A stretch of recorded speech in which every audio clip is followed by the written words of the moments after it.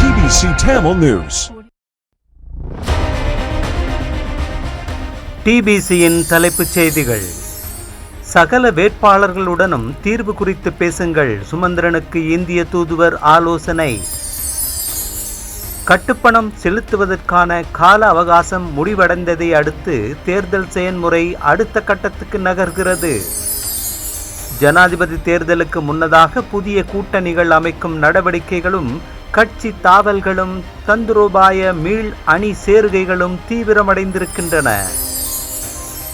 ஜனாதிபதி தேர்தலில் ரணில் விக்ரமசிங்க போட்டியிடுவதை தடுத்து உத்தரவு பிறப்பிக்க கோரி அடிப்படை உரிமை மனு ஒன்று தாக்கல் செய்யப்பட்டிருக்கிறது. தனது பாதுகாப்பு குறித்து அளவுக்கு அதிகமாக தான் அக்கறைப்படவில்லை என்று அனுரகுமார திசாநாயக்க கூறியுள்ளார். பதில் போலீஸ் மா அதிபரை நியமிக்குமாறு ஜனாதிபதி ரணில் விக்ரமசிங்காவுக்கு உத்தரவிடக் கோரி அடிப்படை உரிமைகள் மனு ஒன்று தாக்கல் செய்யப்பட்டிருக்கிறது.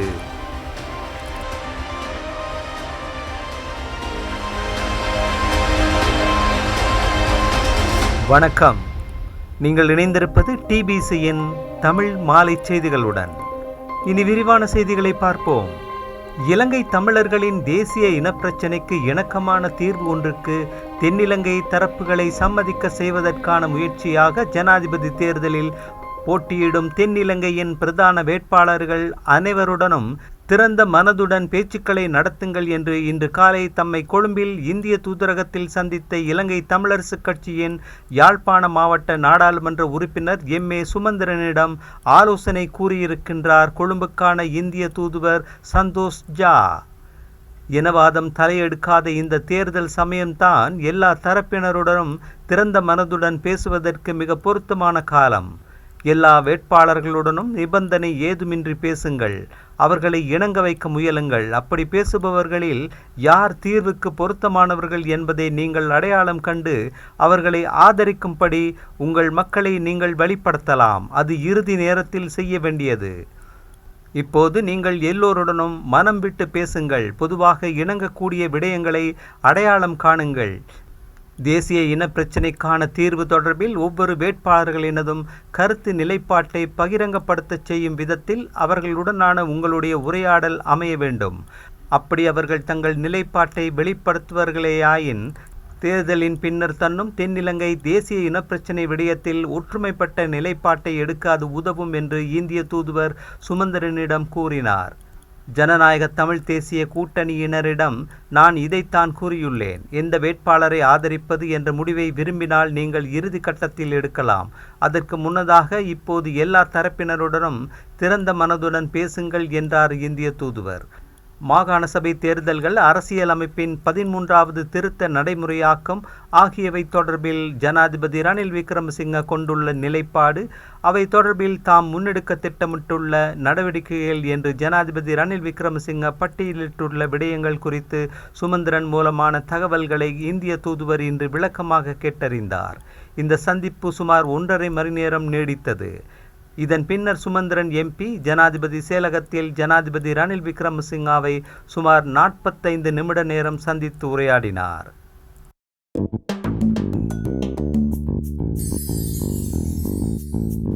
ஜனாதிபதி தேர்தலில் போட்டியிட விரும்புவோர் தேர்தல்கள் ஆணைக்குழு அலுவலகத்தில் கட்டுப்பணம் செலுத்துவதற்கான கால அவகாசம் இன்று நண்பகல் 12 மணியுடன் முடிவடைந்தது. அதுவரையில் 40 பேர் கட்டுப்பணத்தை செலுத்தியிருக்கிறார்கள். கட்டுப்பணம் செலுத்துவதற்கான கால அவகாசம் முடிவடைந்ததை அடுத்து தேர்தல் செயல்முறை அடுத்த கட்டத்துக்கு நகர்கிறது. நாளை வியாழக்கிழமை 9 மணி தொடக்கம் 11 மணி வரை வேட்பாளர்களின் நியமன பத்திரங்கள் ஏற்றுக்கொள்ளப்படும்.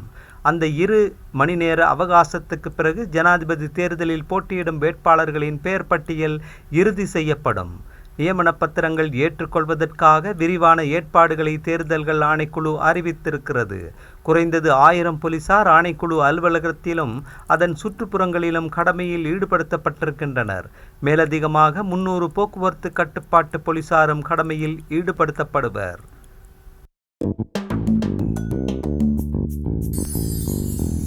ஜனாதிபதி தேர்தலுக்கு முன்னதாக புதிய கூட்டணிகள் அமைக்கும் நடவடிக்கைகளும் கட்சி தாவல்களும் தந்திரோபாய மீள் அணி சேர்கைகளும் தீவிரமடைந்திருக்கின்றன. ஐக்கிய மக்கள் சக்தி பாராளுமன்ற உறுப்பினர் ராஜித சேனாரத்ன ஜனாதிபதி ரணில் விக்ரமசிங்காவுடன் இணைந்து கொண்டதை தொடர்ந்து ஐக்கிய குடியரசு முன்னணியின் தலைவர் பாட்டாளி சம்பிக்க ரணவக்க இன்று சஜித் பிரேமதாசவுடன் இணைந்து கொண்டார். அவர் கடந்த பாராளுமன்ற தேர்தலில் கொழும்பு மாவட்டத்தில் ஐக்கிய மக்கள் சக்தியின் வேட்பாளராக போட்டியிட்டு வெற்றி பெற்றவர் என்பது குறிப்பிடத்தக்கது.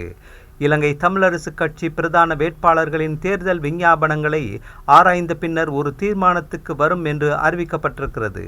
அந்த கட்சியின் ஒரு பிரிவினர் தமிழ் பொது வேட்பாளரை ஆதரிக்கின்ற அதேவேளை இன்னொரு பிரிவினர் பொது வேட்பாளர் நிறுத்தப்படுவதை எதிர்க்கின்றனர்.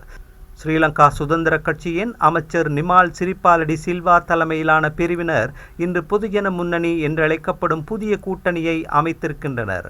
புதிய கூட்டணியின் தலைவராக அனுர பிரியதர்ஷன யாப்பாவும் பொதுச் செயலாளராக இராஜாங்க அமைச்சர் லசந்த அழகிய வண்ணவும் பொருளாளராக சாமர சம்பத் திசாநாயக்கவும் நியமிக்கப்பட்டிருக்கின்றனர். புதிய கூட்டணி கதிரை சின்னத்தில் ஜனாதிபதி தேர்தலில் போட்டியிடும் என்று சில கொழும்பு ஊடகங்கள் செய்தி வெளியிட்டிருக்கின்றன போதிலும் அவர்கள் ஜனாதிபதி விக்ரமசிங்காவை ஆதரிக்கப் போவதாக ஏற்கனவே அறிவித்தவர்கள் என்பது குறிப்பிடத்தக்கது.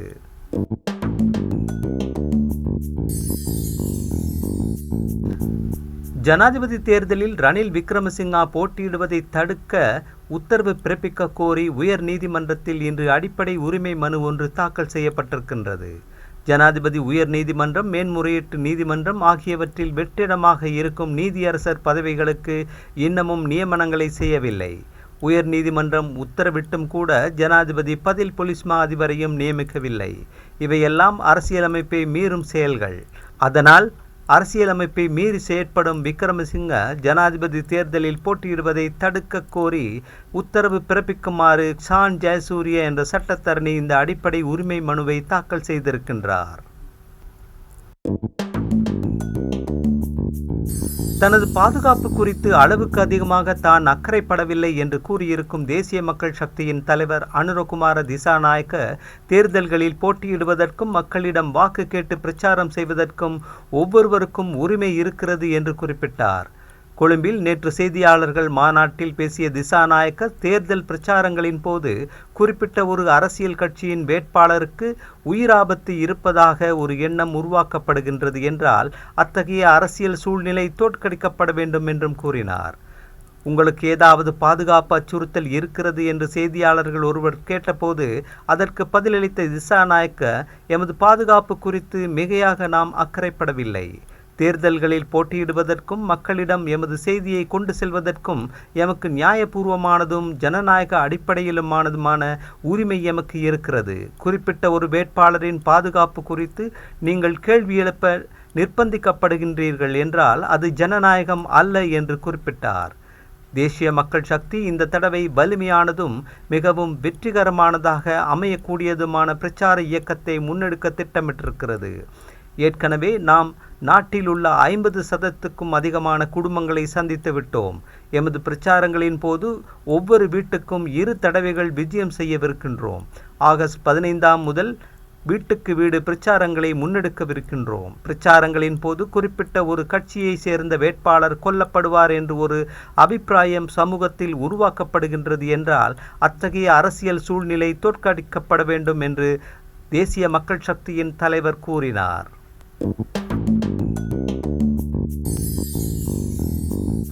ஸ்ரீலங்கா பொதுஜன பெரமுனவின் தேசிய அமைப்பாளர் நாமல் ராஜபக்ஷ இன்று ஜனாதிபதி தேர்தல் நியமன பத்திரத்தில் கைச்சாத்திட்டார். அவரது தந்தையார் முன்னாள் ஜனாதிபதி மஹிந்த ராஜபக்ஷவின் கொழும்பு விஜயராம மாவட்ட வீதியில் உள்ள வாசஸ்தலத்தில் அது தொடர்பான நிகழ்வு இடம்பெற்றது. மஹிந்த ராஜபக்ச, பசில் ராஜபக்ச, கோட்டாபே ராஜபக்ச ஆகியோர் முன்னிலையில் நாமல் நியமன பத்திரத்தில் கைச்சாத்திட்டார். அம்பாந்தோட்டை மாவட்டத்தில் தனமனவில பிரதேசத்தில் பாடசாலை ஒன்றில் 11ஆம் ஆண்டு வகுப்பு மாணவியொருத்தியை 20க்கும் அதிகமான மாணவர்கள் கூட்டு பாலியல் வன்முறைக்கு உட்படுத்திய கொடூரமான சம்பவத்தை மூடி மறைத்ததாக கூறப்படும் பாடசாலை அதிபர் மற்றும் அம்பாந்தோட்டை மாவட்ட பொது வைத்தியசாலையின் சட்ட மருத்துவ அதிகாரி உட்பட சம்பந்தப்பட்ட சகலருக்கும் எதிராக ஒழுக்காற்று நடவடிக்கையும் சட்ட நடவடிக்கையும் எடுக்குமாறு சுகாதார அமைச்சர் ரமேஷ் பத்ரனவிடமும் கல்வி அமைச்சர் சுசில் பிரேம ஜெயந்தவிடமும் பெண்கள் மற்றும் சிறுவர்கள் விவகார இராஜாங்க அமைச்சர் கீதா குமாரசிங்க கோரிக்கை விடுத்திருக்கிறார். 1 வருட காலமாக இந்த மாணவி பாலியல் வன்கொடுமைக்கு உள்ளாக்கப்பட்டு வந்திருப்பதாக தெரிய வந்திருக்கிறது. இது தொடர்பாக போலீசார் இதுவரையில் 17 மாணவர்களை கைது செய்திருக்கின்றார்கள்.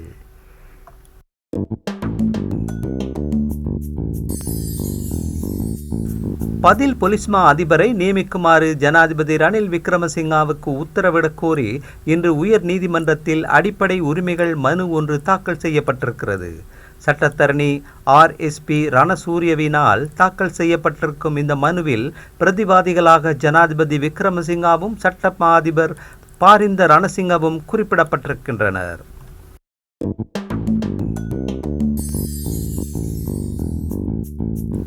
ஜனாதிபதி தேர்தலில் தபால் மூல வாக்களிப்புக்கான ஏற்பாடுகள் குறித்து தேர்தல்கள் ஆணைக்குழு இன்று அறிவித்திருக்கிறது. தபால் மூல வாக்குப்பதிவு செப்டம்பர் 4, 5, 6ஆம் திகதிகளில் மாவட்ட செயலகங்கள், தேர்தல் அலுவலகங்கள், போலீஸ் நிலையங்களில் இடம்பெறும். வாக்காளர் அட்டைகள் விநியோகம் ஆகஸ்ட் 26 முதல் ஆரம்பமாகும்.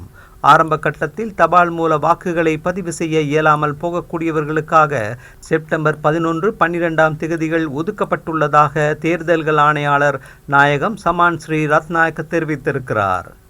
அந்த செய்தியோடு நிறைவுக்கு வருவது டிபிசியின் இன்றைய மாலை தமிழ் செய்திகள். மீண்டும் நாளை காலை வழமை போல் சந்திக்கலாம். வணக்கம்.